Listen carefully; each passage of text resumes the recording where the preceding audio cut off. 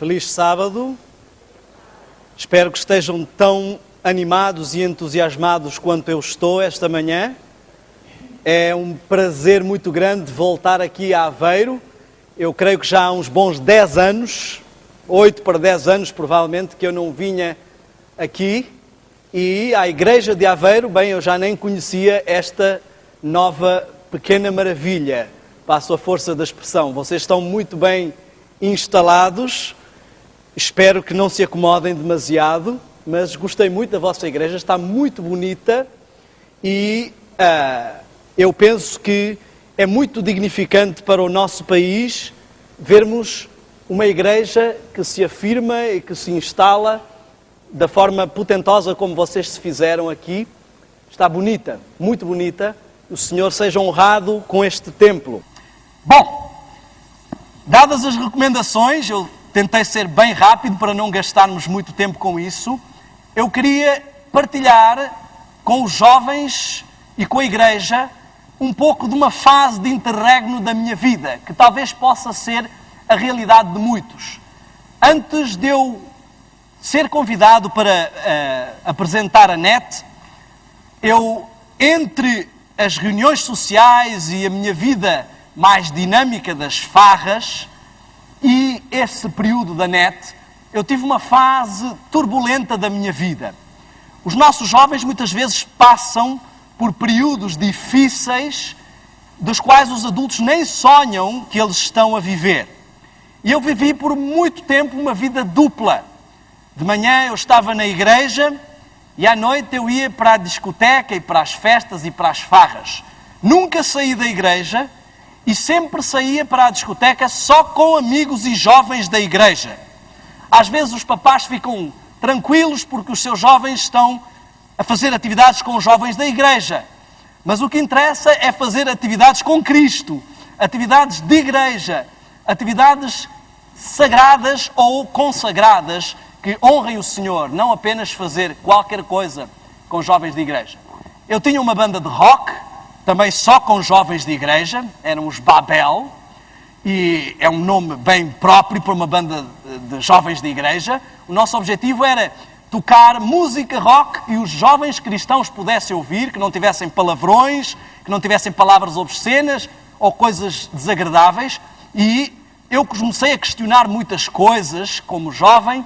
Questionava as pessoas que diziam que não se podia usar música com bateria, as pessoas que diziam que não se devia ir ao cinema, as pessoas que diziam que não se devia dançar. Eu usava o Salmo 150 para justificar porque é que eu ia à discoteca. Eu dizia, eu não vou fumar, não vou beber, vou para dançar e me divertir. Quando a igreja arranjar um lugar para eu dançar na igreja ou para dançar com os irmãos, eu deixo de ir à discoteca, porque eu não vejo nenhum problema em dançar. Eu acho que as pessoas têm a mentalidade fechada, quadrada, e por isso é que não vão. Bom, eu também era um pouco namorador, e tudo o que começasse por F, festa, farra e essas palavras, eu estava sempre dedicado. Até que eu encontrei a minha esposa. Na altura, ela me detestava. Creio que hoje já não é, Sara? Espero que não. Às vezes, depois de anos de casado, fica pior do que antes. Nós somos felizes, graças a Deus, e é mesmo graças a Deus. A primeira coisa, ela me detestava, primeiro, porque eu era um pouco namorador, segundo, porque ela achava que eu tinha a mania que era bom, mas não era mania, eu era mesmo bom. Brincadeirinha. Ela acabou por me fazer descobrir que eu não era tão bom assim. Tive que me esforçar muito para ser um pouco melhor no meu casamento e a graça de Deus ajudou. Só que ela foi a primeira pedra de tropeço para as minhas farras. Eu queria ir à discoteca e ela dizia que eu sabia perfeitamente que aquele não era lugar para um cristão e que ela não iria se eu quisesse que fosse sozinho. Ora, quem é que quer ir para a discoteca sozinho, deixando a namorada e chegar lá solteiro, com aquele monte de pecado por ali espalhado, não é? E depois, eu um dia convenci-a a ir a um bar, disse que era um bar, mas depois ela viu logo que aquilo era um bar muito ritmado. E então ela começou a pôr uma série de empecilhos e aquilo começou-me a levar a pensar. Antes eu tinha feito um voto com Deus de que não ia namorar com mais ninguém, nem envolver-me com mais ninguém, até encontrar a pessoa certa. Então eu sabia que Deus tinha trazido este presente porque eu tinha tomado um compromisso com Deus e eu tive que tomar decisões. Havia coisas que eu gostava muito na minha vida, mas eu tive que optar. Ou eu quero esta mulher para minha esposa, ou eu quero continuar na vida que levo. E eu optei pela esposa. Acho que fiz bom negócio, não fiz? Hoje temos 3 filhos aqui, e a Rebeca, o Davi e o Joel, e a Sara tem sido um presente de Deus na minha vida. Logo a seguir a ter aceito esses compromissos e esses desafios com Deus, é que veio o desafio da NET, e foi assim que Deus começou a trabalhar na minha vida. E eu comecei a tomar decisões mais sólidas e comecei a ver que eu não era tão cristão como eu pensava que era. Às vezes pensamos que está tudo bem. Eu achava que não havia nada de mal, que eu só me divertia. Eu era bem ativo na igreja, sempre envolvido em todas as atividades, todos os acampamentos. Levava sempre o meu tamborzinho para os acampamentos. Aqueles que me conhecem de acampamentos sabem como é que eu era. Não preciso falar muito para não denegrir um pouco a minha imagem aqui. E foi preciso tomar, às vezes, decisões duras. Eu queria que nós começássemos esta manhã por refletir um pouco sobre a nossa condição. As coisas que temos estabelecidas como certas, que pensamos que são assim, que não há nada de mal. Às vezes mesmo a nossa condição espiritual, pensamos ser adventistas, no meu caso de berço, sempre ativos. Qual é o problema? Posso ter um probleminha aqui ou ali, mas eu sou um adventista, um escolhido de Deus, uma pessoa firme na igreja. Eu queria que começássemos por ler um texto que todos conhecemos subejamente, no livro de Mateus, no capítulo 24. Este é um dos meus capítulos preferidos da Bíblia e eu penso que é um dos capítulos mais importantes que podemos encontrar. É quase ditado diretamente por Cristo. Ao abrir a palavra de Deus e para a inspiração do Espírito Santo esta manhã, que eu não quero usar as minhas palavras, eu sei que o Senhor tem uma mensagem esta manhã, não só para os jovens, eu queria convidá-los mais uma vez a curvar as cabeças para uma oração. Santo e poderoso Deus, estamos na Tua presença e eu sei que não há em mim mérito algum, por muito que possa haver dinâmica e vontade para falar. Sei que se não for o Teu poder, serão apenas palavras fúteis, palavras que podem até ser eloquentes, mas não serão de elevação espiritual. Por isso, esta manhã, ao abrir a Tua palavra, humildemente eu chego à Tua presença, Senhor, e peço que o Teu Santo Espírito opere em mim para falar e opere em cada um de nós para ouvir. Que o Senhor, este momento, não possa ser apenas mais uma vinda tradicional à igreja, mas um dia em que o Teu Espírito fale à nossa mente e ao nosso coração. Um dia em que o Teu Espírito opere neste templo e que possamos sair para as nossas casas dinamizados, vivificados pelo Teu poder. Peço-te a presença dos Teus santos anjos neste lugar para a honra e glória do Teu nome e elevação espiritual e a presença do Teu Santo Espírito aqui, em nome de Jesus. Amém. Há aqui uma mensagem forte para aqueles que pensam ser a igreja escolhida de Deus. Não estou a dizer que a igreja não seja a escolhida, mas nem sempre os que estão na escolhida são os escolhidos. E mesmo para aqueles que pensam estar e ser os escolhidos, o mestre, que é aquele que faz a escolha, deixa aqui uma recomendação séria.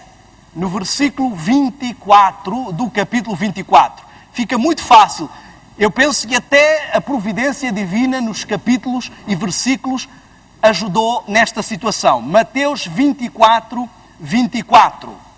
Diz assim: porque surgirão muitos pagãos que farão tão grandes sinais e prodígios que, se possível, enganarão até os escolhidos. É isso que diz a vossa Bíblia? Diz o quê? Falsos quê? Cristos. Bom, falsos cristos. Será que o que Jesus quer dizer é: atenção, escolhidos, tenham cuidado, se virem alguém de cabelos compridos, que põe as mãos assim, e fala com uma voz assim, e diz: eu sou o Cristo, não se deixem enganar. Será que é isto que engana os escolhidos? Será que o diabo é assim tão ingênuo que vai tentar enganar os escolhidos com este tipo de falsos cristos? O que é que Jesus quer dizer com falsos cristos que farão tão grandes sinais e prodígios que, se possível for, enganariam até os escolhidos? Falsos cristos estão implicados num sistema de falso cristianismo. Se lermos em Tessalonicenses, somos avisados por Paulo que nos últimos dias haverá uma grande apostasia e haverá um grande engano. E diz assim, que ninguém vos engana, cautelai-vos. O que está aqui a referir-se é que há todo um sistema de falso cristianismo. Nós podemos estar envolvidos num falso cristianismo e, por ser um cristianismo e não nos apercebermos de que é falso, aí está o perigo de, mesmo pensando que estamos escolhidos, estarmos a ser enganados.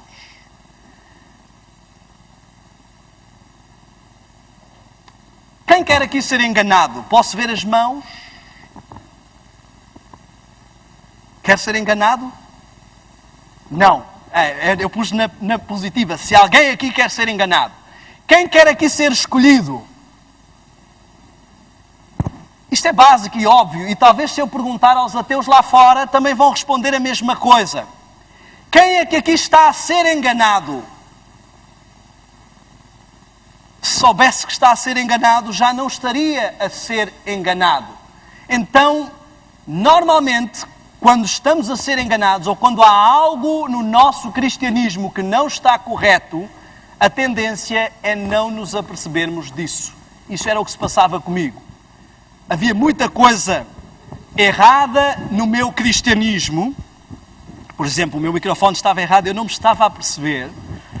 Havia muita coisa errada no meu cristianismo e eu não me apercebia, eu achava que estava tudo bem. Quando havia algumas pessoas que chegavam e apontavam alguma coisa na minha vida, eu achava que eram fanáticos, quadrados, de mente fechada. E eu me guiava pela minha mente aberta, pelas ideias racionais, inteligentes, a que eu podia alcançar. Bom, como é que se enganam, então, escolhidos?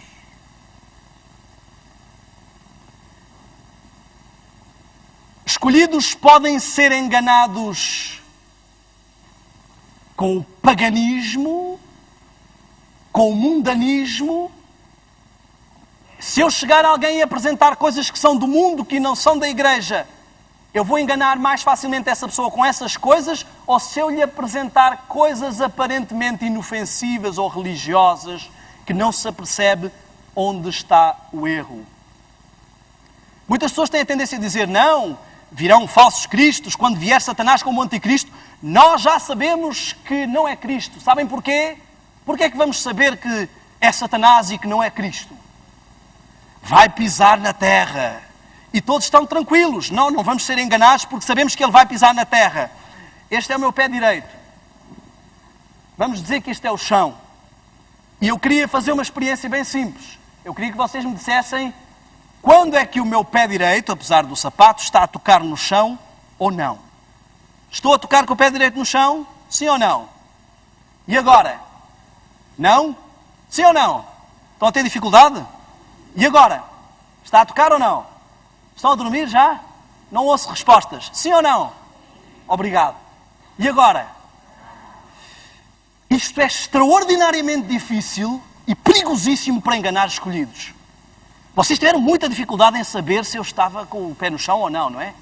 Será que é isto um engano tão ingênuo que Satanás vai usar para enganar os escolhidos, se possível? Ele vai aparecer e eles vão dizer, eu acho que ele está com o pé no chão. Então não é Cristo. Meus amigos, diz Jesus assim em Mateus 24, acautelai-vos que ninguém vos engane. Muitos pensamos que estamos seguros, que encontramos a verdade, recebemos uma série de 28 doutrinas, sabemos a verdade, conhecemos a verdade. Coitados desses das outras igrejas. Anda para aí pessoal a guardar o domingo, anda para aí pessoal que come assim, que faz assado. Eles não perceberam ainda. Ai, se eles soubessem, se eles pudessem pelo menos ser os escolhidos. Mas, meus amigos, o principal alvo do inimigo não são aqueles que estão lá fora e que não conhecem as 28 crenças. E a principal advertência de Cristo não é para os que estão lá fora e não conhecem as 28 crenças. É para os que estão cá dentro e pensam que conhecem e que não estão a ser enganados. Cuidado, vocês são o principal alvo do inimigo. Quando pensamos que está tudo bem, quando alguém é enganado pelo cônjuge, ele é enganado porque pensa que está tudo bem. Se ele estivesse desconfiado, talvez não fosse enganado. Não estou aqui a recomendar que andemos para aí desconfiados. O casamento tem que solidificar-se na base da confiança. Isso foi algo que eu aprendi solidamente com a minha esposa. E eu queria que nós entendêssemos que às vezes dizemos coisas óbvias pensando que são privilégios especiais de sermos escolhidos, de sermos cristãos. Falamos sobre os sinais. Ontem o mundo foi abalado por uma catástrofe terrível. E eu não sei se vocês já repararam, mas o ano 2010 foi abalado por uma série de catástrofes terríveis. 2010 começou, para mim, a primeira grande notícia de que tenho memória é um terremoto no Haiti. Depois ainda veio inundação no Haiti, inundação na Madeira, inundação na Austrália, inundação no Brasil, terremoto no Chile, tsunamis para aqui, tsunamis para acolá, terremotos para aqui e para acolá. Epá, somos tão escolhidos que sabemos que isto são sinais do fim. Pergunta às pessoas lá fora, que não conhecem nada de religião, se alguém tem dúvidas de que são sinais do fim. Ninguém tem dúvidas. Os cientistas sabem que estamos com um aquecimento global terrível. Já se fala em carros a energia elétrica porque as pessoas sabem. Os países produtores de petróleo não revelam, mas sabem a situação crítica em que estão as reservas de petróleo.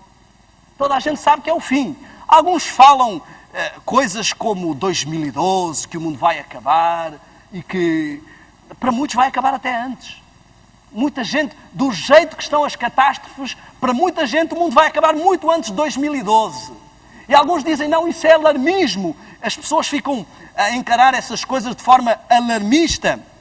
Mas eu queria que entendêssemos que, independentemente do alarmismo, além de Portugal estar numa fenda tectónica, além de já termos histórias de tsunamis no nosso passado, no fundo, o terremoto de Lisboa foi um maremoto com tsunami, além de todas estas possibilidades, não há neste mundo nenhum país que não seja hoje uma potencial vítima de catástrofe.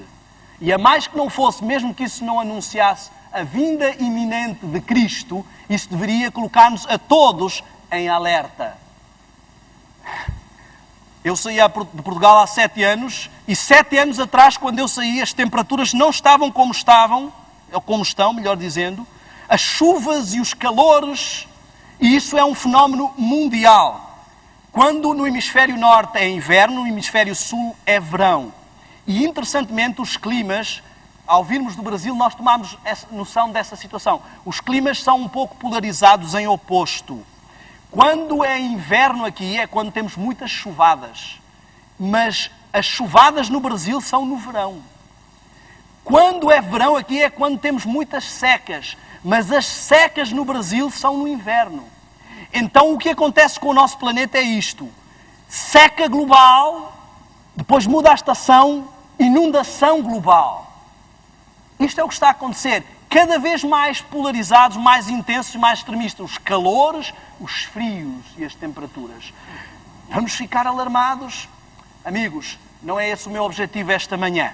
O meu objetivo apenas em falar disto é dizer que não pense que você é mais escolhido que os outros só porque já se apercebeu que o mundo está numa situação catastrófica, porque isso é o óbvio para qualquer ateu, para qualquer pessoa que não percebe nada de religião. Como é que se enganam os escolhidos? Volto a perguntar. talvez fosse bom contextualizar um pouco a história e ver como é que os outros escolhidos foram enganados. Israel era o povo escolhido de Deus. Conheciam todas as 28 crenças da altura. Tinham todas as profecias quanto à vinda do Messias. Eram potenciais firmes a não ser enganados. Como é que foram enganados? A gente olha para eles e pensa, o microfone está a brigar comigo, a gente olha para eles e pensa, como é que puderam ser tão ingênuos, com tantos milagres que Deus fez, com tantas coisas que viram e mesmo assim se perderam? Bom, nós temos vários exemplos e se analisarmos rapidamente vamos entender como é que eles foram enganados. Temos, por exemplo, mesmo antes de saírem do Egito, eles tomaram logo no seu seio uma série de egípcios e isso nos revela onde começou o problema. Levaram com eles hábitos do Egito.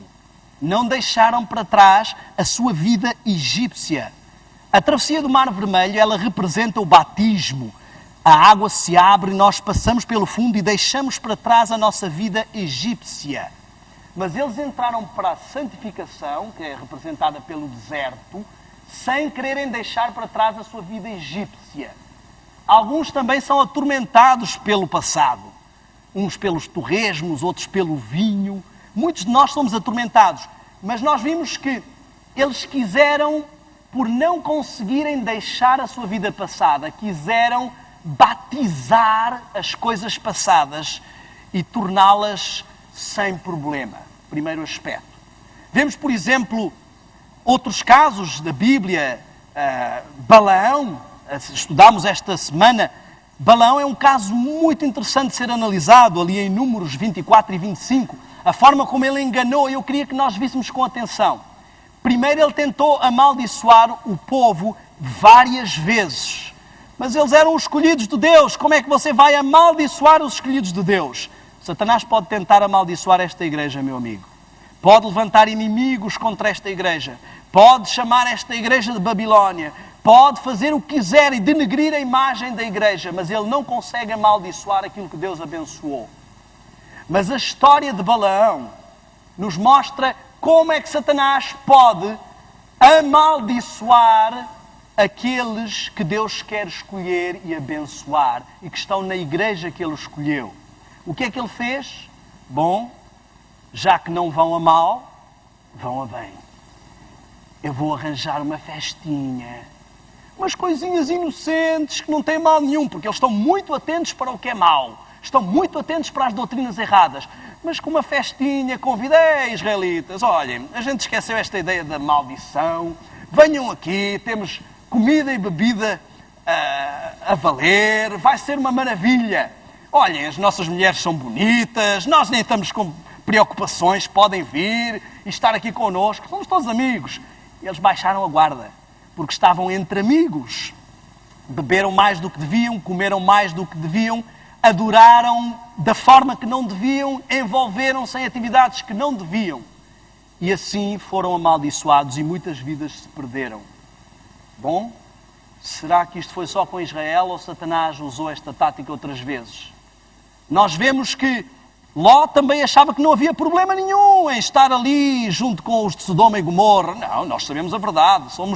Eu sou sobrinho de Abraão. Foi para ali, estamos ali, vamos ficar relativamente perto, mas não vamos contaminar-nos. Como é que alguém está com a sua família numa cidade onde as pessoas praticam sexo livre na rua e onde recebem umas visitas e querem ter relações homossexuais em plena praça pública e ainda acha que não é a altura de sair? Muitos de nós estamos em cidades, e eu não estou aqui a alertar ao fanatismo, vamos todos para o meio do mato, mas muitos de nós estamos rodeados por todas as péssimas influências que estão a deixar os nossos filhos com amigos que não devem e achamos que não é a altura de mudar de casa, que não é a altura de mudar de região. Não, nós conhecemos a verdade, não nos vamos deixar afetar. É assim que o diabo começa. Sansão, o fortão inimigo dos filisteus, foi facilmente filisteizado, sem se aperceber. Não porque Dalila se apresentasse como uma inimiga, porque aí ele estaria atento, mas porque ela se apresentou como algo doce e agradável. Jesus não foi traído pela aspereza, mas por um beijo suave de Judas. E é assim que o diabo está a trair muitos escolhidos. Isto não é só a história de Israel, a história se repete. Satanás fez a mesma coisa no tempo de Constantino. Já que eu não estou a conseguir matar os cristãos, tive uma ideia melhor. Vou paganizar o cristianismo. Faz de conta que somos todos cristãos e vamos colocar umas coisinhas que não fazem mal nenhum. Afinal, um copinho à refeição, qual é o problema? Dizem até que o copo de vinho faz bem ao coração.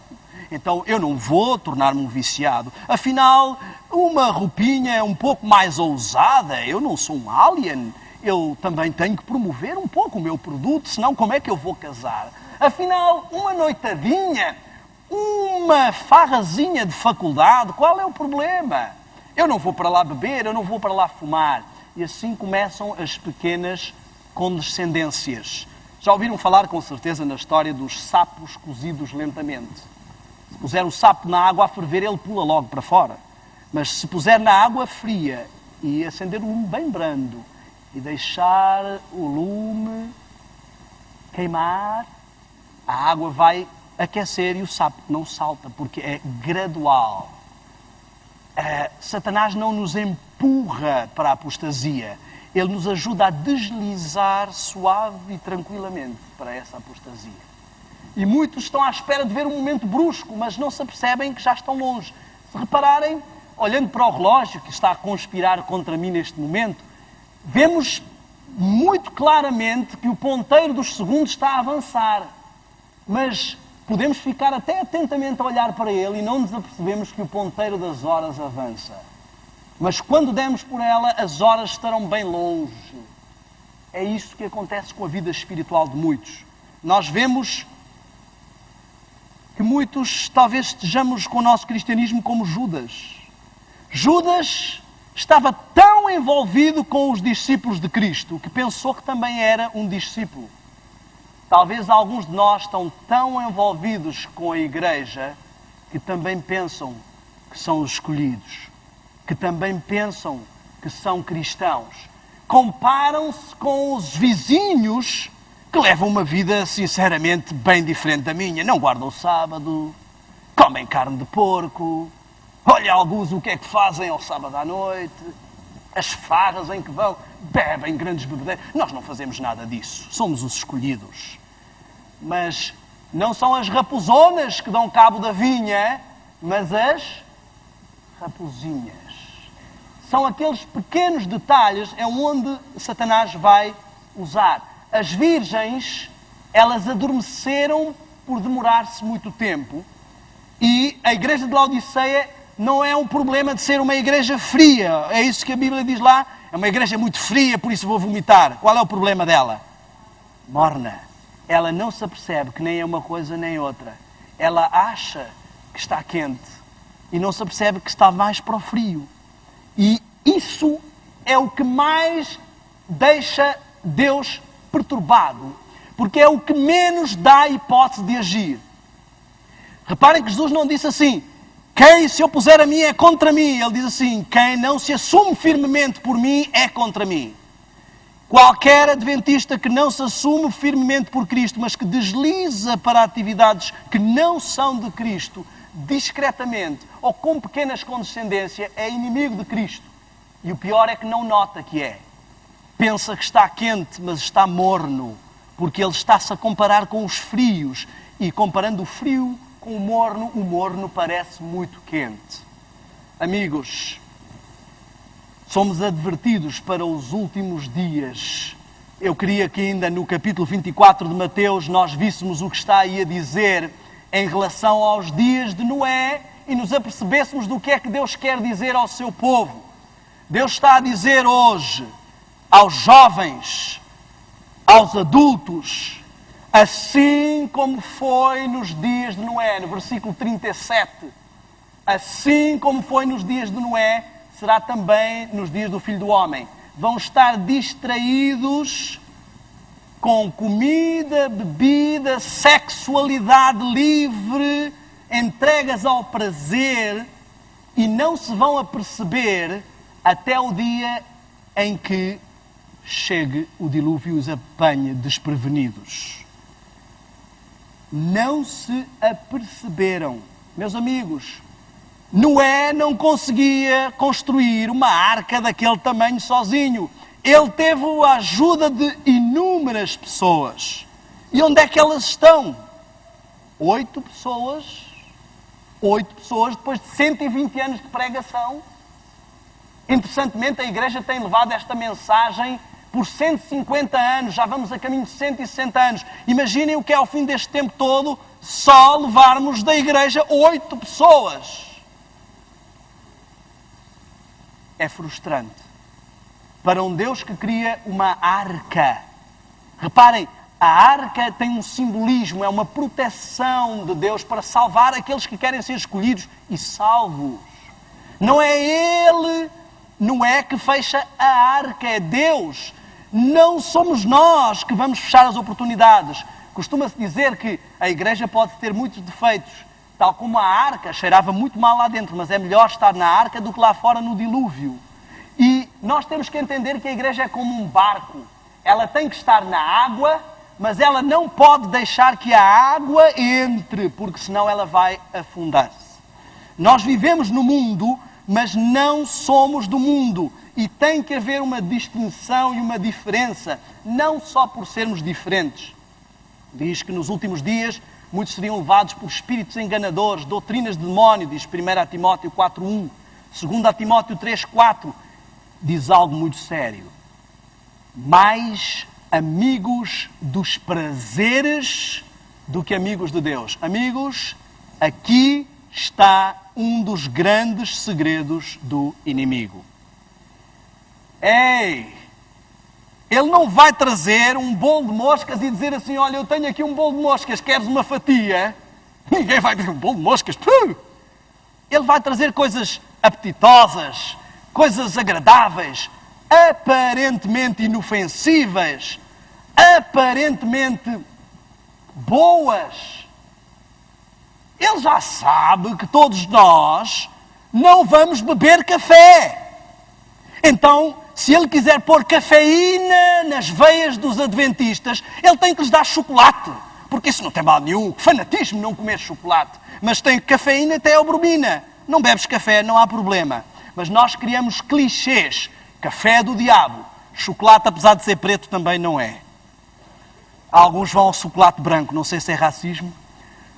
Mas o que interessa é que ele encontra sempre formas muito interessantes de nos fazer consumir as mesmas coisas.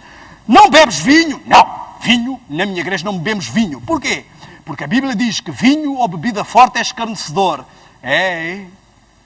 Que eu saiba, as colas e os refrigerantes são bebidas fortes. Você já viu o que é que acontece ao nariz? Quando bebe uma coisa daquelas?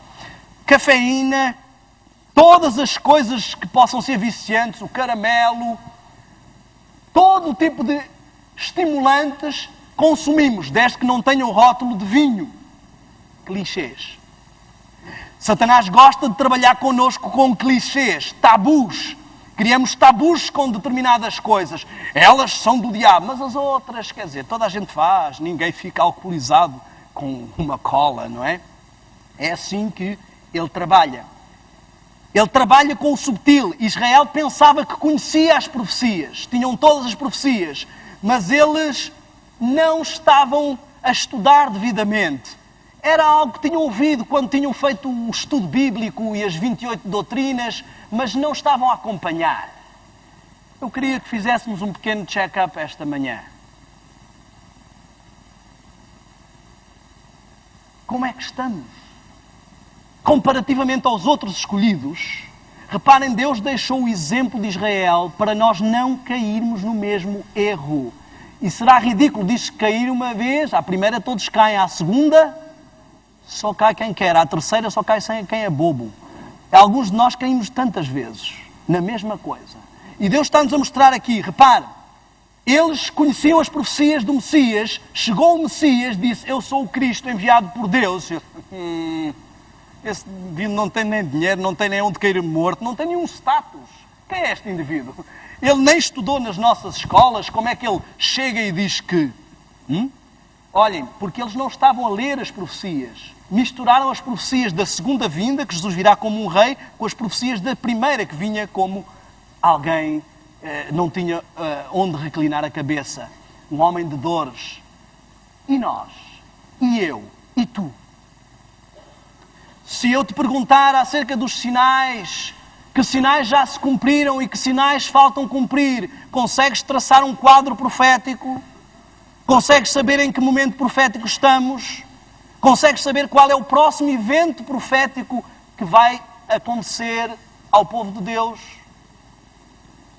Se eu te perguntar acerca de chuva serôdia, o que antecede a chuva serôdia e o que procede à chuva serôdia, acerca de decreto dominical, isso é coisa de fanáticos, acerca do tempo de angústia, porta da graça, angústia prévia, pós-angústia, derramamento de pragas, 144.000, eu viria um grande ponto de interrogação na cabeça de muitos. A realidade é que somos tão ridículos como alguém que pensa que vai fazer a carta de condução. Vais fazer a carta? Vou fazer a carta. Epá, isto é maravilha, vou começar para aí a conduzir, pá, vai ser uma maravilha. Então, e já vais a... Quantas aulas já foste? Aulas? Para que aulas? Aquilo não tem nada que saber. Eu já vi lá o meu pai, como é que ele faz. Um pé pisa aqui, outro pé pisa ali, toca ali, pá, o volante assim, aquilo tem alguma coisa que saber. Mas eu acho que era melhor tu ires aprender alguma coisa de código. Não, chegando a hora, pá, faça ali o exame e vai ser uma maravilha. Com a cartinha na mão, vou para onde eu quiser com os meus amigos. O que é que vai acontecer a um indivíduo destes? É um indivíduo que não tem noção do que está a falar. E muitos de nós falamos em vinda de Cristo, tempos do fim, e não temos a mínima noção daquilo que estamos a falar. Deus pôs estes sinais para ajudar o seu povo a saber. E os escolhidos são os que sabem. Quem já esteve em acampamentos de barbadores sabe sobre as pistas. Se eu não souber os sinais de pistas, o que é que eu vou fazer numa pista? Vou ficar a olhar para a seta, a coçar a cabeça. Sinais, mensagem a não sei quantos passos, vou ficar a olhar para aquilo. Azimute, vou ficar à nora. Porque eu não vou saber nada de sinais de pistas. Como é que nós queremos passar pelas dificuldades que se aproximam se não conhecemos nada de profecias? Ah, irmão, profecia é muito complicada. Epá, aquilo é bestas, é chifres, epá, quem é que percebe daquilo? Mas eu conheço muitos jovens aqui que decoraram a tabela periódica. Eu acho a tabela periódica muito mais difícil. Há pessoas aqui que andam a estudar a raiz quadrada, sistemas de equações. Isso é muito mais difícil do que profecias e vocês aprendem porque põem a energia nessas coisas. A realidade é que não estamos preocupados com coisas espirituais. Achamos maçadoras, desentusiasmantes e não temos dinâmica espiritual. E ainda batemos no peito e dizemos que somos escolhidos. Escolhidos que nem sabem quais são os sinais para a saída de emergência. Eu viajo muitas vezes de avião por ir para vários lados pregar e eu lembro-me que eu sempre achava monótono aquelas senhoras que chegavam, senhores passageiros, em caso de despressurização, máscaras de oxigênio cairão imediatamente. Em caso disto ou aquilo, siga os sinais. Até que eu vi uma reportagem de um avião que aterrou no rio Hudson, de emergência, devem ter assistido isso aqui também, e que as pessoas saíram e um senhor disse assim: nunca mais fique distraído quando as hospedeiras estiverem a dar as instruções. Eu pensava que elas só estavam ali para servir uma bebidazinha e dizer umas coisinhas que era só para fazer gestos, todas carinhas larocas, e descobri que elas são extremamente importantes na hora de uma emergência. A mesma coisa se passa com os sinais que estão no chão a indicar a saída de emergência. Com as placas que dizem saída de emergência, se eu ignorar estas coisas, eu não vou saber sair. Em que momento estamos, amigos? Quase no fim, todos podem dizer, até os ateus. E o que é que eu conheço do fim? E quanto eu sei da saída de emergência? O quanto eu tenho estado envolvido a construir uma arca na qual eu não vou entrar? Cargos de igreja, atividades. Epá, somos uma igreja muito ativa, vamos para aqui, vamos para acolá. Mas de Cristo, de mensagem, de conteúdo, espremo e não sai nada. É assim que se enganam os escolhidos. Eles ficam todos tranquilos. O diabo está mais preocupado com as pessoas lá fora do que com muitos de nós aqui dentro que estão tranquilos, convencidos de que está tudo bem. Quem é que aqui quer ser enganado? Não ser enganado não é uma questão de não querer. As pessoas que são enganadas, nenhuma delas quer ser enganada. É uma questão de estar desavisado. E o primeiro passo para ser enganado pelo inimigo é estar desavisado e não conhecer os avisos do nosso mestre e líder. Estamos no tempo do fim, no Yom Kippur, na fase mais periclitante da história da Igreja. Deus precisa hoje de jovens mais firmes que Daniel, mais firmes que José. Ele precisa hoje de uma igreja mais fiel do que a igreja da Idade Média que foi perseguida. Porque o que vamos enfrentar agora, nenhum período da igreja enfrentou. E nós o que estamos a fazer? Sentados em cima da doutrina? Amigos, será que o diabo vai entregar a nossa salvação de mão beijada? Não é isso que a Bíblia diz. Diz que ele anda rondando como um leão. E alguns não estão a dar muito trabalho a este leão. Amigos, acham que o diabo anda a brincar? Acham que se vocês perdessem uma eternidade sabendo o que ficou no céu e soubessem que os outros vão para lá gozar essa vida eterna, vocês iriam ficar pouco chateados?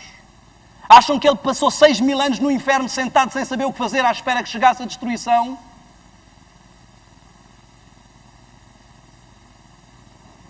Temos um inimigo. E alguns vão para o campo de batalha como se estivessem na praia. Alguns estão em meio da missão e da batalha, no meio da igreja, como se estivessem de férias.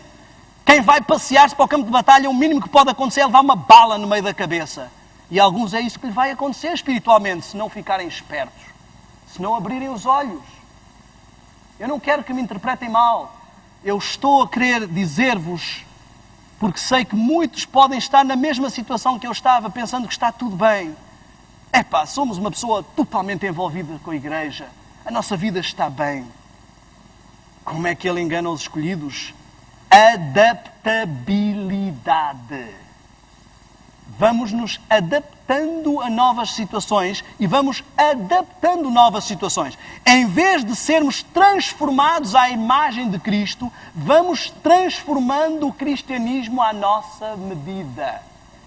Bem, há aí uns hinos muito quadrados, a gente vai dar um jeitinho aqui às músicas. Bem, há umas roupas que são do tempo de Ellen White, não há mal nenhum, é um pouquinho mais um pouco mais de ousadia. Bem, há aí alguns jovens que são muito quadrados. Somos subtilmente transformados. Ele nos deixa ficar em rotinas, hábitos, tradições, que pensamos que estamos a cumprir tudo. Não, Deus está tranquilo comigo, eu vou ao sábado. Todos os sábados estou na igreja. Sim? E como é que é a reunião de quarta-feira? Pessoas que não são capazes de sair de casa para vir à reunião de quarta-feira vão ser capazes, nas perseguições, de dar a vida por Cristo. Isto cabe na cabeça de alguém? Como é que Paulo morre perdendo a cabeça? Alguém aqui dos jovens é capaz de perder a cabeça pelo Evangelho? Não é capaz nem de perder uma festa? Não é capaz nem de perder uma roupa? Não é capaz nem de perder uma farra? Não é capaz nem de perder uma relação de amor? E é capaz de perder a cabeça e perder a vida pelo Evangelho? Amigo, abra os olhos. É assim que se enganam os escolhidos. Adaptabilidade, subtileza. A subtileza é o lubrificante, a graxa do inimigo para introduzir a apostasia. Porque se ele puser de uma vez toda, epá, isto aqui é do diabo. Mas quando ele põe devagar, ninguém nota. E estamos a pouco e pouco adaptando-nos por manobras de diversão, que é o que ele faz. Como eu disse, ele tentou vencer a igreja pela força, mas viu que não dava. E está agora a tentar vencer a igreja pela tranquilidade. Meus amigos, eu tenho andado por lugares do mundo onde eu tenho visto as condições em que irmãos nossos adoram a Deus. Pessoas que fazem 5 quilómetros, 10 quilómetros só para ir à igreja a pé. Pastores que vão e têm igrejas, 30 e tal igrejas. Conheci um pastor no norte do Brasil e ele só tem uma moto, outros têm bicicleta para ir para vários lados, quilómetros e quilómetros. Chegam a ter 30 e tal igrejas que estão a 100 quilómetros umas das outras. Irmãos que se reúnem em igrejas de tijolo. Irmãos que se reúnem em lugar onde não podem. Estivemos na Bolívia numa igreja dentro da prisão. Irmãos que não têm a possibilidade de estar como nós. Mas nós estamos tranquilos. É assim que se enganam os escolhidos. Amigos, Paulo disse em Gálatas 4,16: por acaso tornei-me teu inimigo por dizer-te a verdade? Eu não quero esta manhã criar inimigos aqui. Mas uma coisa eu não quero levar quando for à presença do Senhor. É a pergunta de que Daniel, eu te enviei àquela igreja para falar o que era preciso falar e tu não falaste nada, e por causa de teres ficado calado, fulano e cicrano não foram advertidos. Reparem, a minha missão não é tomar decisões. Existem, vou falar um pouco para os jovens agora, existem uma classe de jovens que são os emos. Já ouviram falar dos emos? Conhecem emos? Os emos andam com um cabelinho assim, um jeito e tal, uma forma um pouco...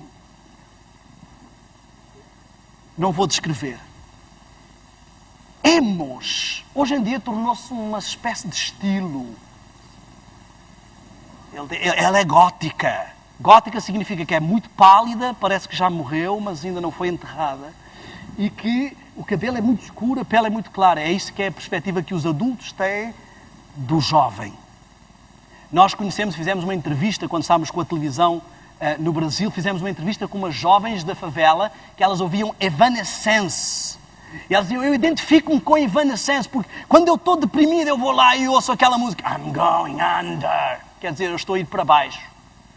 E ela percebe. Outros ouvem Gabriel, o Pensador, porque ele percebe o meu problema. Ouvem os rappers e ele percebe o meu problema. E essas jovens praticavam automutilação. Porque elas viviam em depressão. Eu costumava fazer exercício ao som de Marilyn Manson. E achava que não havia nenhum problema. Mas os emos, eu queria que entendêssemos o fenómeno do emo, porque existem muitos emos espiritual. Emo é uma expressão que deriva de emotionally disturbed ou unadapted. E as pessoas são pessoas que não se enquadravam na sociedade, não se sentiam enquadradas nas conjunturas, nos padrões, sentiam-se marginalizadas, inadaptadas, mas depois começaram a perceber que havia outras pessoas como elas e começaram a criar uma espécie de grupo, uma espécie de clã, uma espécie de filosofia de vida. Então, tornaram-se tão numerosos que hoje os que não estão adaptados são quase mais ou mais proeminentes do que os que estão adaptados. Muitos de nós estamos a fazer a mesma coisa com o cristianismo. O pecado é uma anomalia, uma inadaptabilidade ao universo sem pecado. E nós estamos a transformar isso num estilo. A apostasia é um problema sério, mas nós descobrimos que há outros na igreja que também têm apostasia. Formámos um clã e agora parece que isso é que é o normal, que os outros são fanáticos, que isto é que é a forma, que isto é que tem estilo. Que o que tem estilo é levar uma vida dupla, que o que tem estilo é fazer algumas coisas, não ser tão fechado, é adaptar-se ao mundo. Eu queria perguntar uma coisa esta manhã muito seriamente, principalmente aos jovens, mas a todos. Que diferença existe entre mim e o mundo? Eu queria que isto não fosse uma pergunta retórica, eu não estou a perguntar isto apenas porque está na folha do meu sermão. Isto é um momento para tu pensares que diferença existe entre ti e o mundo. E eu queria que fosses bem inteligente. vais encontrar diferenças. O diabo não é tão absurdo a ponto de nos fazer ser tão iguais ao mundo que não vejamos diferenças, porque senão iríamos descobrir. Ele não está preocupado em fazer-nos iguais ao mundo. Ele está preocupado em fazer-nos semelhantes o suficiente para estarmos corrompidos e diferentes o suficiente para pensarmos que não somos iguais. Será que estás demasiado semelhante ao mundo e isso afeta a tua espiritualidade? Mas demasiado ou suficientemente diferente para pensares que não és igual? Que diferença existe entre ti e o mundo? Estás preocupado com as coisas materiais? O mundo também. Estás preocupado com o trabalho, com a faculdade, com o mestrado? O mundo também. Estás preocupado em correr atrás de dinheiro, porque se a gente não trabalhar, quem é que paga as contas? O mundo também. Estás preocupado em acompanhar a moda, não ficar para trás, não ser retrógrado, ter um certo estilo no meu vestir, que reflita a minha personalidade? O mundo também. Dás mais valor à Bíblia ou dás mais valor à ciência? Porque se dás mais valor à ciência do que a essa retrógrada da Ellen White e da Bíblia, o mundo também. Não tens tempo, nem gosto, nem paciência para as coisas espirituais, nem entusiasmo, o mundo também. Estás a vestir-te de forma semelhante a eles? Comes, tirando ali o presunto, o porco, mas o teu sábado à noite, as tuas pizzas, o teu fast food, é igual. A tua forma de divertir-te é igual. A música que tu ouves é igual. Qual é a diferença entre ti e o mundo? Porquê é que vais ser escolhido e Deus vai queimar os outros todos? Só porque dizes ser diferente? Muitos de nós já nem queremos realmente ir para o céu. Quem é o jovem que quer ir para um lugar onde não há McDonald's, não há cinemas luz ao mundo, não há Blockbuster, não há Nintendo, Wii, não há nada das farras, nem festas, nem tunas de faculdade, nem queima das fitas? Quem é que quer estar num lugar tão monótono, passar a eternidade a tocar uma harpa e de nuvem em nuvem? A maior parte de nós já nem quer ir para o céu. E isto não são só jovens. Muitos de nós não queremos mais ir para o céu. É uma coisa que queremos, mas depois de curtir tudo aqui, Senhor, eu quero que tu venhas, vem depressa, mas não antes de eu casar. Eu não quero morrer sem experimentar o sexo.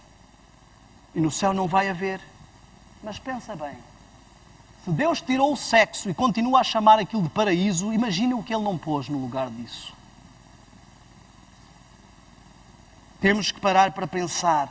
Sabem, Einstein disse assim: loucura é continuar a fazer exatamente a mesma coisa e esperar resultados diferentes. Loucura é continuar a fazer as mesmas coisas que o mundo faz e esperar ter espiritualidade forte, e esperar ir para o céu, e esperar ser um escolhido, e esperar não ser enganado. Isso é loucura. Isso é adaptabilidade. Isso é o engano. Amigos, quanto tempo passamos diariamente com Deus? Muitos de nós não passamos mais tempo com Deus do que o mundo.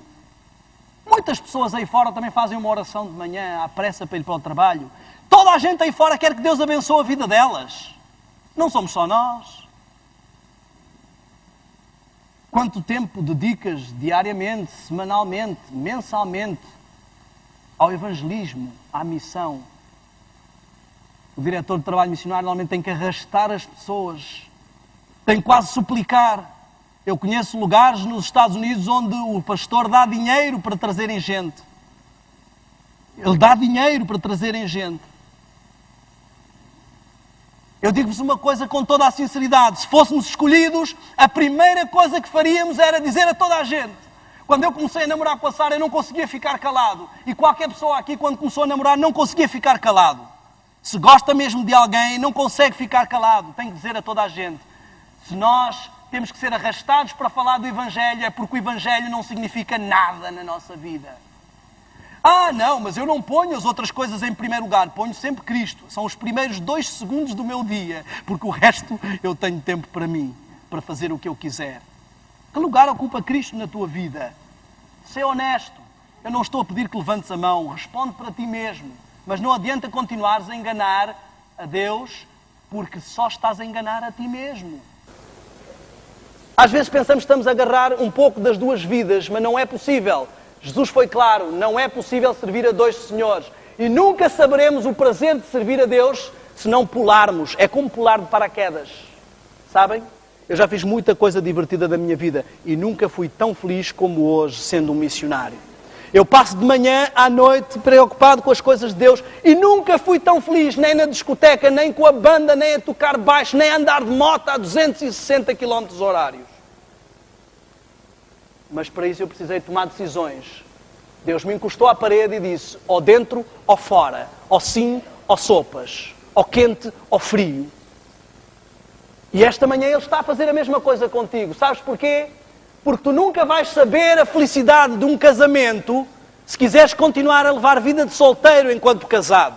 Alguns pensam que é assim que são felizes. Mas a plenitude da unidade de um casal é algo maravilhoso que só é encontrado quando eu decido assumir um compromisso sério. E nunca vão saber a maravilha do cristianismo se continuarem com um pé dentro e um pé fora. Alguns talvez estejam a dizer, irmão Daniel, eu queria, mas eu não consigo. É tanta coisa boa lá fora. Eu estudo junto com pessoas que são tentações todos os dias. O irmão não sabe a dificuldade que é eu conseguir, pelo menos, manter-me, pelo menos, tão bonzinho como eu consigo. Eu queria mesmo ser um cristão às direitas. Sabem, quando a gente escreve no Facebook ou no chat, no Skype, sei lá, e põe 2 pontinhos e um circunflexo para baixo. Esta é a realidade cristã de muitos de nós, muitos jovens. Tristeza, apatia, frustração. Eu queria, mas não consigo. Eu queria dizer que eu não vim aqui esta manhã para criticar e apontar as vossas vidas. Eu queria dizer que eu vim aqui esta manhã exatamente para dizer que eu era um mundano e não notava, mas pensava que era apenas um cristão radical de mente aberta. Eu queria dizer que é exatamente por causa disso que eu estou aqui para esta semana de oração. Para partilhar o que eu descobri, o que Deus me mostrou na minha vida que me estava a bloquear a força espiritual para ser um cristão feliz, entregue, dedicado a Cristo, preenchido pelo cristianismo. E é por isso que eu aqui estou. Eu vim para lhe dizer que eu era um traste espiritual, com pretensões de cristão escolhido. Eu vim para dizer, durante esta semana, que se Deus conseguiu fazer um milagre na minha vida, de me transformar de um devasso mundano com pretensões de cristão em um missionário voluntário, Ele pode fazer qualquer coisa da tua vida. Eu quero falar muito diretamente a jovens que eu sei que podem estar aqui com pecados escondidos.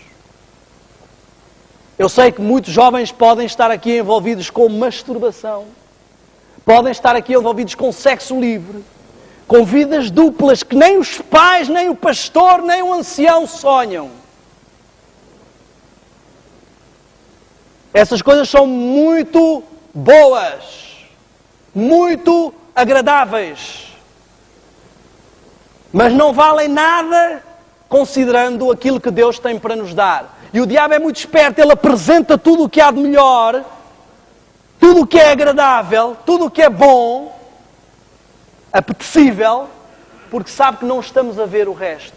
Eu quero dizer que o motivo por que eu estou aqui esta manhã e porque eu vou estar aqui, se Deus quiser, esta semana, é para dizer que é possível deixar de ser um puro laodiceiano e passar a ser um laodiceiano puro. Eu quero dizer que esta semana nós vamos falar sobre algumas coisas que nos vão ajudar a entender porque é que Deus coloca poder na nossa vida para vencer e essas coisas bloqueiam. Nós não vamos falar dos podes ou não podes. Vamos falar do que é que o inimigo utiliza para os escolhidos. Eu quero dizer que se tu estás desanimado, sem forças, se sentes que tens uma vida dupla, se sentes que não és um cristão à direitas, se queres desesperadamente um milagre na tua vida, se estás cansado de ouvir as mesmas coisas e não conseguir sair da cepa torta, como se costuma dizer, esta semana de oração é para ti. Eu vim aqui para partilhar que há um Deus que tem o poder de transformar jovens de trastes espirituais em vitoriosos, valorosos cristãos verdadeiramente radicais. E esta manhã eu tenho um convite para ti. Eu tenho um desafio, eu tenho um apelo. O meu apelo é um pouco contrário a muitos apelos que são feitos aqui, mas eu quero dizer-te esta manhã, se tu preferes essa vida miserável que o diabo te quer oferecer de prazeres momentâneos e fúteis, toma a decisão agora. Se achas que o que a vida tem para te oferecer é o sexo livre, se achas que o que a vida tem para te oferecer é o prazer de uma bebida, o prazer de uma discoteca, toma uma decisão. Mas se acreditas que há um Deus que tem poder para fazer as pessoas sentirem-se felizes mesmo sem os apelos do pecado,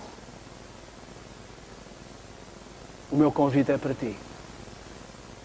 Se acreditas que há um Deus que pode enviar um pregador que não passa de alguém exatamente como tu, de alguém que enfrentou exatamente os mesmos problemas do que tu, de alguém cuja sua vida está patente perante todo este país e que sabem o que eu era, e que pode pegar nessa pessoa e transformar essa pessoa num pregador, e que esse mesmo Deus pode operar na tua vida e ajudar-te a ter uma vida cristã como deve ser, este convite é para ti. O meu primeiro convite e o meu primeiro desafio é que venhas todas as noites. Não faltes nenhuma. Olha, eu não estou minimamente preocupado se esta igreja está vazia ou cheia, porque eu quero falar ou eu quero que me ouçam. Eu já preguei em lugares, já viajei quilómetros, às vezes para falar para 1, 2, 3 a 5 pessoas. Isso não me faz diferença. Mas eu sei que nós temos terríveis tradições em Portugal. Tradições de que somos um país frio. Somos a Europa, já se sabe que somos frios, isso não existe no céu. No céu existem cristãos ativos, entusiasmados pelo cristianismo. E Deus estende esta semana um convite.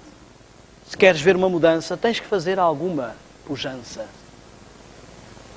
Fazes esforços para ir a tantos lugares. Esta semana Deus te pede um esforço para vir aqui. E eu tenho um desafio para todos. Ainda mais difícil do que vir aqui. Esta semana nós vamos falar sobre os mídia, sobre a indústria cinematográfica, sobre a indústria da música, sobre a indústria da alimentação, sobre as coisas que nós gostamos. E eu quero dizer claramente que eu não vou falar de coisas de que não gosto. Eu estudava cinema e TV, estava a dirigir uma rede de televisão, tinha uma banda de rock. Eu vou falar exatamente das coisas que eu gosto, das coisas que me dominavam. E nós vamos ver várias coisas. Então eu quero fazer um desafio sério. Eu quero convidar-te esta semana a fazer um jejum, a semana toda. Mas não um jejum de comida. Um jejum de lixo. Como é que tu queres continuar a comer lixo e ter como resultado uma vida espiritual boa? Esta semana eu tenho um desafio, não é só para os jovens, é também para os de maior idade. Eu não estou aqui a dizer que a televisão é do diabo, o cinema é do diabo, os filmes são do diabo, o hambúrguer é do diabo. Não estou a dizer nada disso. Um jejum, ficamos às vezes sem comer comida. Não quer dizer que estamos a dizer que a comida é do diabo. Nós vamos falar sobre isto esta semana, mas eu quero desafiar-te esta semana a fazeres o seguinte. Não consumires televisão. Sei que alguns já estão em pânico. Isto inclui o DVD e o vídeo. Quero-te desafiar esta semana a não consumir carne. Este homem é radical. Ai, a B12! Coitado do povo de Israel, morreu todo sem B12, 40 anos no deserto sem comer carne. Na realidade, eles comeram carne e tiveram B12 em excesso, foi o que os fez morrer. Quero desafiar-te esta semana. Eu não quero pôr tabus. Tudo aquilo que tu sabes que é um lixo na tua vida. Eu não estou a pedir que passe o resto da vida sem estas coisas. É só uma semana. Alguns estão a dizer assim, é uma semana. Isto deveria dizer-nos o quão dominados estamos por uma série de coisas que não vai haver no céu. Se não consegues passar uma semana sem estas coisas, como é que esperas passar uma eternidade no céu sem elas? Ah, mas eu vou ser transformado. Ah, sim? Que Deus cruel, vai transformar a ti e os outros que estão lá no mundo, porque é que Ele não faz plim, plim, plim, transforma toda a gente, vamos todos para o céu, que maravilha. Deus não quer arrastar pessoas para o céu, transformá-las automaticamente. Para o diabo dizer assim, pois, obrigado, assim também eu. Eu queria ver se eles tivessem que escolher as coisas que tu ofereces, se eles iam para o céu. Eles foram todos arrastados. Ninguém quis largar o McDonald's, ninguém quis largar o fast food, ninguém quis largar o cinema, ninguém quis largar o sexo. Ficaram todos à espera da transformação imediata. Deus quer testemunhar a este universo que seres livres escolhem servir o Senhor e obedecê-lo. Que seres livres decidem ir para o céu e abandonar prazeres por algo melhor. E esta semana eu faço esse desafio. Uma semana de jejum sem lixo. Eu quero selar este compromisso. Terminando, eu sei que a hora vai avançada. Quero terminar por deixá-los com esperança. Quero dizer-vos que eu era viciado em YouTube. Ouvia YouTube de manhã à noite. E que no dia em que o Senhor me mostrou que eu não devia mais ouvir YouTube, eu chorei desesperadamente e disse, Senhor, se fosse Red Hot Chili Peppers, Limp Bizkit, Eminem, mas YouTube, Senhor, por favor, pede outra coisa, menos isto. E o que Deus me disse foi, se há alguma coisa que não és capaz de deixar por amor a mim, tu tens um ídolo. E o triste é que muitos dos que pensam que são escolhidos têm uma série de ídolos que não admitem que são ídolos, mas que estão à frente do Senhor, que lhe dão mais prazer do que as coisas espirituais e que estão a sugar as energias das coisas espirituais. Mas o que eu quero dizer esta manhã é que eu entreguei o meu ídolo ao Senhor e disse, Senhor, tu sabes que eu não sou capaz, mas eu quero assumir um compromisso, eu quero tomar uma decisão e assumir um compromisso com Deus. E o Senhor tirou o YouTube da minha vida. Não ouço YouTube há 6 anos e sobrevivi. E qualquer coisa, qualquer gigante que esteja na tua vida a atrapalhar, Deus também pode libertar-te. Falámos esta semana sobre vícios. E o Senhor quer te libertar. Eu quero fazer uma oração esta manhã. Quero convidar-vos a ajoelharem-se perante o Senhor. Eu quero pedir uma bênção especial de Deus para aqueles que vão assumir este compromisso esta semana. Aqueles que puderem ajoelhar-se, eu gostaria de fazer esse convite.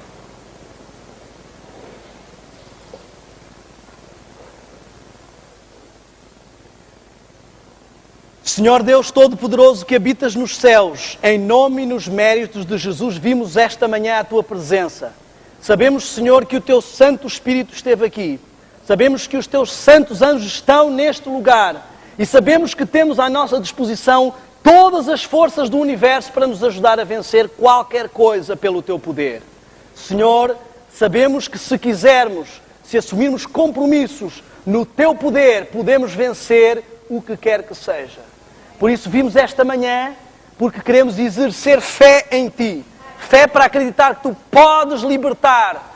Fé para acreditar que qualquer jovem envolvido no que quer que seja pode tornar-se um servo fiel de Cristo pelo Teu poder. Senhor, esta manhã eu quero pedir poder para aqueles que vão assumir compromissos. Poder para ultrapassar, poder para assumir decisões. E que, nesta manhã, cada um deles coloque no altar, entregue a Ti o seu problema.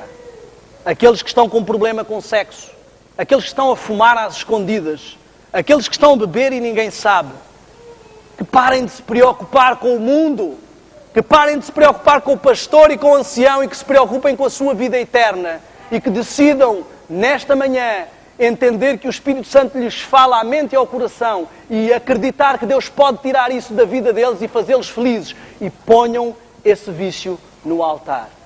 Aqueles que pensam que levam vidas cristãs às direitas, mas que não se apercebem de que não são cristãos ativos, que ponham a sua indolência laodiceana no altar. E, Senhor, recebe e liberta-nos destas coisas. Te pedimos em nome de Jesus. Amém.